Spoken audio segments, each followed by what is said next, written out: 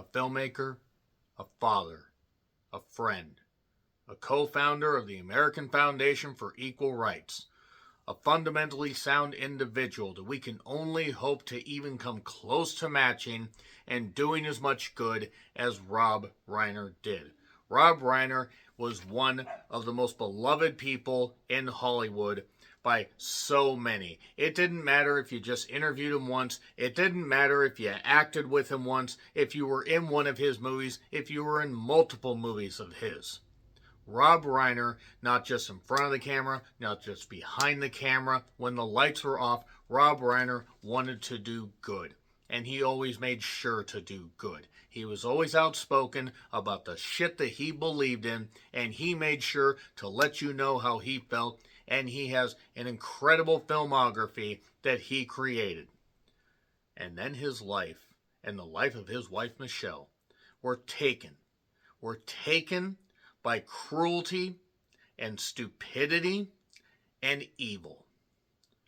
Flesh and blood taking the lives of the two parents, the people that raised him.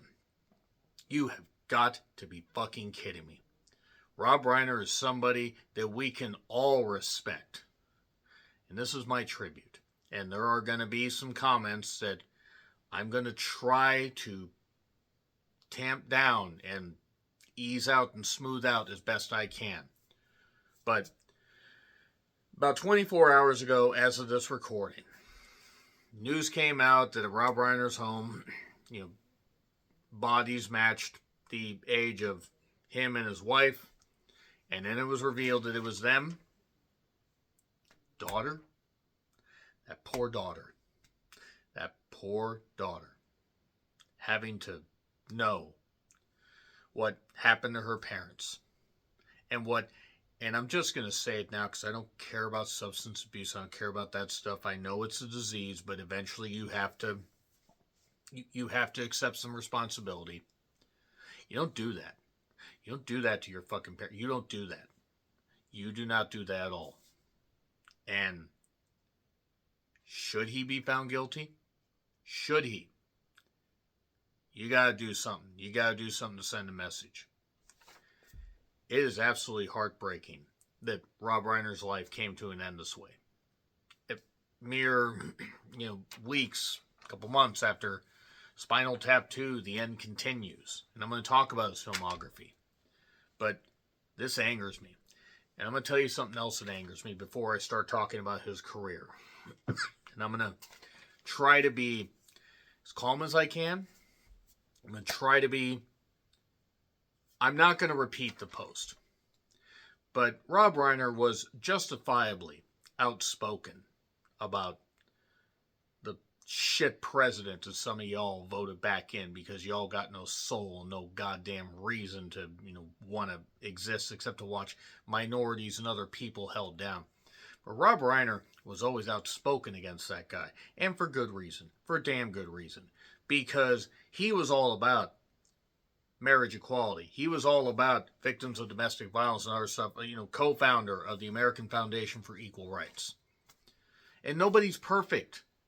Nobody is. But Rob tried to do good, especially with his celebrity. He genuinely seemed like a good guy. And then you got this melting piece of shit with all kinds of just, flesh flying off of him and everything because he's just a melting evil goo. Just absolutely just trying to discredit anything that Rob Reiner did as if anything that disgraceful piece of shit ever did on his best day could equal what Rob Reiner did on his worst day. And you gotta be fucking kidding. If you can look at that post, you can look at that post and say, oh yeah, right on. But then you're the same people that got upset because Charlie Kirk became Kirk the Squirt because he just couldn't hold it in anymore. And I don't mind saying that, by the way, because what's good for the goose is good for the gander. Rob Reiner said that was something that shouldn't have happened.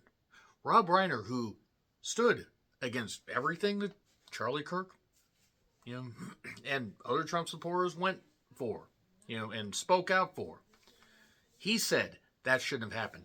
But then this disgusting piece of shit happens to say something so callous, but not really all that surprising, because y'all know who he is, and if you support him, you are just as big of a scumbag. You might as well have been in the house doing that stuff. So I hold no respect for anybody that voted the way he did. So am I worse than Rob Reiner because of that? Because he said what he said about Charlie Kirk and that shouldn't have happened? Sure. But the bottom line is Rob Reiner was a man of honor and was an incredible filmmaker. So I have no respect for anything that the criminal piece of shit happened to say. And if you support him, fuck you. Fuck you, plain and simple. There are family members of mine that do, and I don't care. I know this is a tribute about Rob Reiner, but I had to get that out. Because I'm going to talk about his filmography. I'm going to talk about some of the stuff I liked of his. Now let's do that. So he was born in NYC on March 6, 1947. And killed yesterday, as I'm recording, December 14th, 2025. Whether he would have continued to do films or whether just wanted to retire and have a quiet life, who knows? I mean, the man was approaching 80. He was 78. His wife was 66. But let's talk about the fact that, he started in television, as a lot of people did. His dad, Carl Reiner. I mean, that's an incredible name to live up to. Carl Reiner, look at his filmography. Look at some of the roles that he had that are so iconic, so memorable, that shows he was on. One in particular, still played in syndication. Still playing to this day. Will be playing syndication long after I'm dead. But he starred in Manhunt, the Smothers Brothers Comedy Hour. Everybody had a goddamn comedy hour and stuff like that at that point because networks were desperate for programming. Movies like Halls of Anger, Fire Sale. What really set him apart as far as like roles. And think about it, he got seasoned. I mean, Carl Reiner, the stuff he learned from him, stuff on the Dick Van Dyke Show. There was a clip that Howard Stern put out from interviewing him, and it was like Carl Reiner and Mel Brooks, I believe, doing something for the Ed Sullivan Show. The thing about it, I always forgot just how New York Rob was until you hear him talk, and he just like expected to say, "I'm walking here." But anyway, as Michael Meathead Stivic in All in the Family. To think that was back in the 70s. To think Rob Reiner, that role right there would have cemented him as somebody that was memorable. Even if he did, say, one film. One, maybe two films that he directed. And then never did anything all that successful or just acted.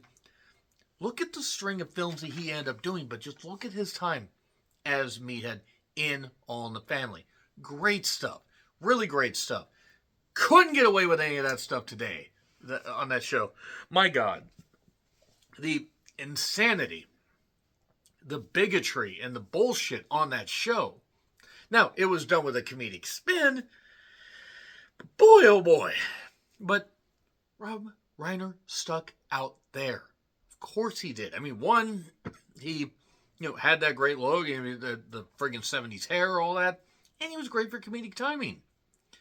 And then, we look at various other, we look at roles that he had. I mean, this is Spinal Tap, Sleepless in Seattle, Bullets Over Broadway, First Wives Club, Primary Colors. And if you look at the last four that I mentioned, that's all within like a 6 to 7 year period. And, time on The Simpsons, I think he only had like one role, but I mean, he obviously knew Albert Brooks pretty well. He even did a movie about him. And Wolf of Wall Street. He was in The New Girl as Bob Day. He was in The Bear.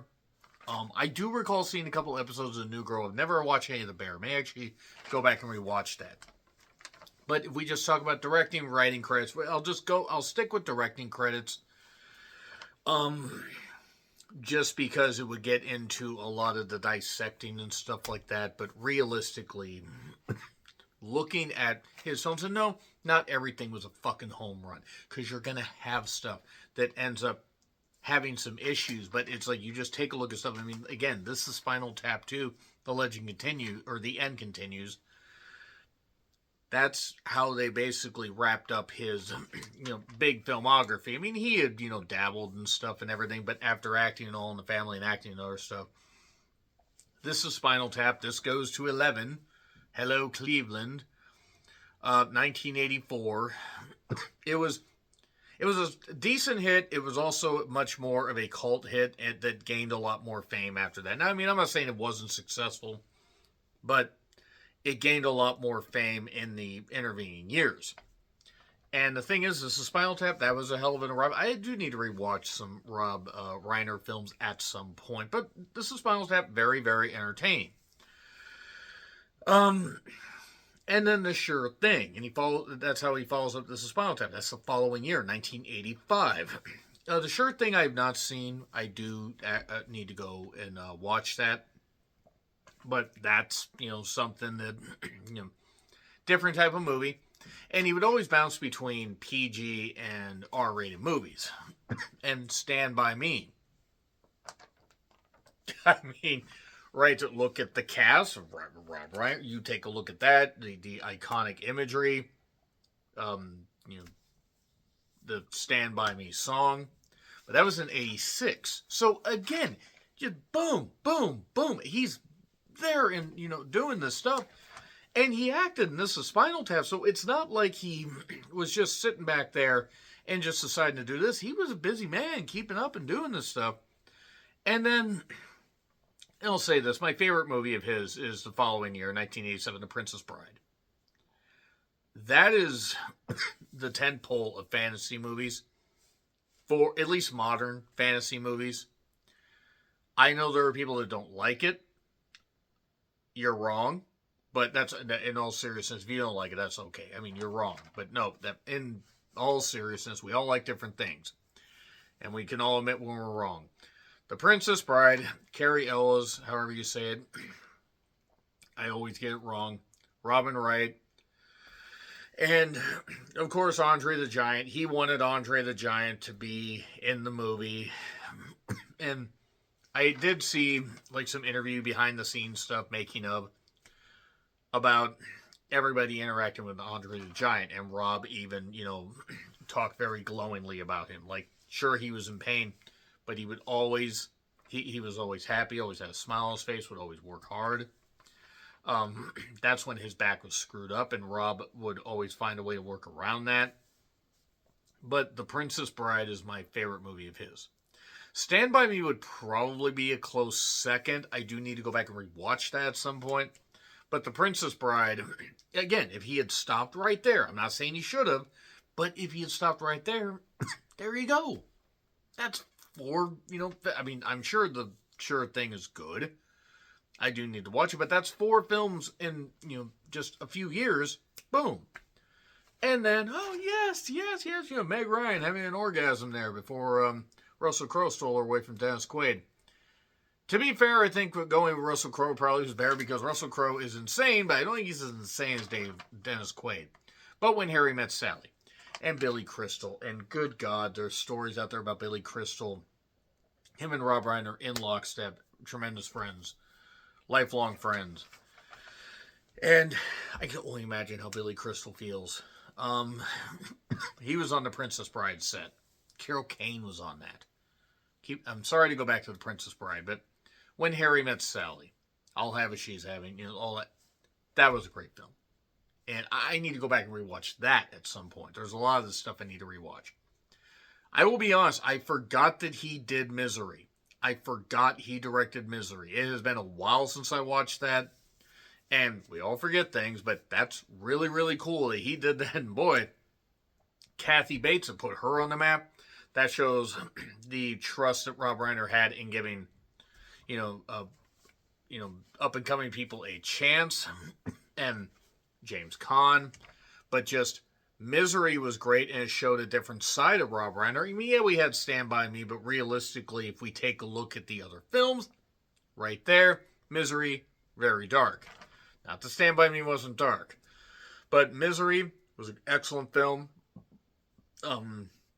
Hard for me to rewatch, mainly because she Carrie Von Erich's feet. But then we go to A Few Good Men. Cruise, Nicholson. I mean, come on. Like, come on. It was Cruise and Nicholson, right? Can't handle the truth. A Few Good Men is exactly what you would do, like how you would make like a military court drama thing work. And I remember seeing a lot of trailers for A Few Good Men. And it really was just Rob at his peak. That was I would argue that was one of Rob's last really great movies, even though he would go on to do good ones. We're going to talk about a few more there. But of course, A Few Good Men's another one I'm going to have to revisit at some point. And there you go. There's a lot of these films that are going to need to be revisited by a lot of people. And he followed up with North. To be honest, North will probably be the one film of his that sticks out like a sore thumb. Like, okay, that wasn't very fucking good. And it wasn't. There were a lot of issues with it. But North, not great. Everybody has a stinker. Everybody does. North, I don't know what they were trying to do with North.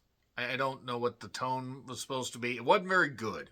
I haven't seen it in years, but it wasn't very good. The American President was rather good. That had Michael Douglas and I believe Annette Bening in it. And that was in 1995. That's how you get back on track. So realistically, he's 11 years into his, feature film, making portion of his career while still doing acting. In 1996, he had a role in The First Wives Club, which is another that is pretty goddamn good, and that Diane Keaton. Rest in peace, Diane Keaton. We've lost a lot of greats this year. But The American President was fun. And well acted and everything, and this is when Michael Douglas didn't look like a lizard. So then Ghost of Mississippi. That's probably about where it ends as far as his great ones. Ghost of Mississippi, 1996 was very good. It was also one of two movies that had ghosts in it, because Ghost in the Darkness was also in 96. But Ghost of Mississippi, pretty dark and dreary as far as the subject matter. And then we go to the Story of Us. That's in 1999. I don't recall too much about that one, which is a ringing endorsement. Alex and Emma is about, I believe, a writer that must churn something out to pay off gambling debts. That was in 2003. That was odd. Wasn't great. It wasn't awful, but it wasn't great. I haven't watched it in a while, though. Rumor has it, Jennifer Aniston in full swing in her movie career. Rumor has it was okay. It came out in 2005. The Bucket List, I had Jack Nicholson and Morgan Freeman. Actually, that's where things really did pick up. Bucket List was actually very much appreciated, and was a return to form for Rob Reiner. You'll forgive me if some of these movies blend together a little bit, but Flipped, that was like a story of young love, which I haven't seen. I probably do need to go and watch that. The Magic of Belle Isle, that was in 2012. That was pretty good from what I recall, but I do need to, a lot of these I need to revisit. And So It Goes, 2014, don't really recall too much about that. And then, LBJ. There's Shock and Awe. That's about some journalists that question about, what President George W. Bush said about the Iraq War and the weapons of mass you-know-what. And then a movie about Albert Brooks, Defining My Life. That was in 2023. Obviously, he had a great respect for Albert Brooks. And Spinal Tap 2, The End Continues. The End Continues. Apropos, that would be the last movie that he would end up doing. But just finding interview footage and seeing him speak out to support same-sex marriage and just all the stuff that he did. And all the great films that he did, all the films that I mentioned. Princess Bride, to me, still stands up there as the best of his. Now, I totally understand how other people feel, and I know that maybe that intro probably didn't please some people, but it is partly anger and just rage over the fact that who seemed like a genuinely good guy. I obviously never met Rob Reiner. I'm just basing it off interview footage and basing it off of how outspoken he was and how he never held back his opinion. The thing about Rob Reiner is we need more people like Rob Reiner. We need more good filmmakers. We need more good human beings outside of, being behind the camera, in front of the camera, that kind of stuff. To do good in this world, to support same-sex marriage, to support people that just want to live as they are, to make sure that when life gets people down, victims of DV, you want to make sure you lift them back up. And the American Foundation of Equal Rights, or for Equal Rights, is the kind that you could definitely support. And Rob Reiner was somebody that, as a filmmaker, everybody should have supported. And he was universally loved and beloved. And the fact that his life ended the way it did, rage-inducingly tragic, is the best way I can describe it. But go seek out some Rob Reiner movies. Go seek out some, let's enjoy some Rob Reiner movies, and let's celebrate his life. And it's not just about giving people their flowers after they pass. People were giving him his flowers in the 80s, in the 90s. It was hard not to respect what Rob Reiner's work meant. And all those films I mentioned. I mean, just from 84 all the way until, say, A Few Good Men. Right there. In less than a decade, he had all those films that were appreciated. And in the case of Princess Bride or Stand By Me or Misery, or all these, so appreciated and so loved and so respected. And respect is something that will, respect for Rob Reiner is something that will carry on. So, what are your favorite Rob Reiner movies? Is there a favorite script that he wrote? Is there a favorite, is there a movie that I listed that you feel that Rob Reiner was perfect in, or was perfect doing, that doesn't get talked about enough? Is there a role, besides All in the Family, because we all, maybe not we all, because there are some younger viewers out there, but for those who have seen Rob Reiner's acting, tell me a role that you liked of his, that, that maybe not enough people talk about. Bottom line is, justice needs to be served.